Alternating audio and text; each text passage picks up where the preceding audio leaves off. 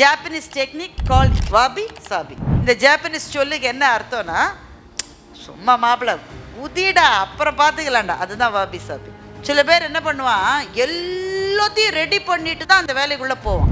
அலையெல்லாம் ஓஞ்ச பிறகு நான் போய் கடலில் குளிக்கிறேன்னு நீ ஒரு நாளும் குளிக்க மாட்டேன். உங்கள் வீட்டில் அம்மாவோ உங்கள் மனைவியோ சமையல் பண்ணுறதை பார்த்துருக்கீங்களா?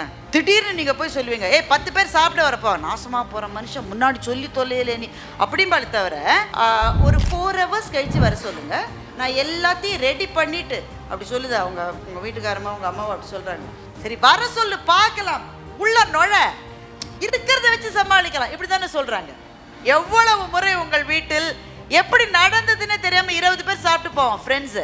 நீங்கள் என்ன சொல்லியிருப்பீங்க, 5 பேர் தான் வருவோம், 20 பேர் வருவோம். உங்கள் அம்மா என்ன செஞ்சதுன்னு உங்களுக்கு தெரியாது, ஆனால் எல்லாரும் திருப்தியாக மாப்பிள்ள உங்கள் வீட்டு சாப்பாடு சூப்பர்றாங்க. அடுத்த நாள் சொல்லுவீங்க, இன்னைக்கு 20 பேர் வரப்போகிறாங்க, 2 பேர் தான் வரும். அந்த 20 பேருக்கு செஞ்ச சாப்பாட்டை உங்கள் அம்மா வேஸ்ட் பண்ணணுன்னு நீங்கள் நினைக்கிறீங்க. அடுத்த 4 நாள் நீங்கள் அதே தான் சாப்பிட்ருக்கீங்க, ஆனால் உங்களுக்கே தெரியாது. வேறு வேறு பேரில், வேறு வேறு ஷேப்பில், வேறு வேறு வாசனையில் அதே தான் சாப்பிட்ருப்பீங்க. அப்போ சமாளிப்பது அதுதான். நீ நுழைஞ்சு செய்ய ஆரம்பித்தானே பாதைகள் தெளிவாகும். பாதையெல்லாம் சரியான பிறகுதான் என் பயணத்தை தொடங்குவேன் என்றால் ஒரு பயணத்தை கூட நடத்தவே முடியாது. அதுதான் வாபி சாபி.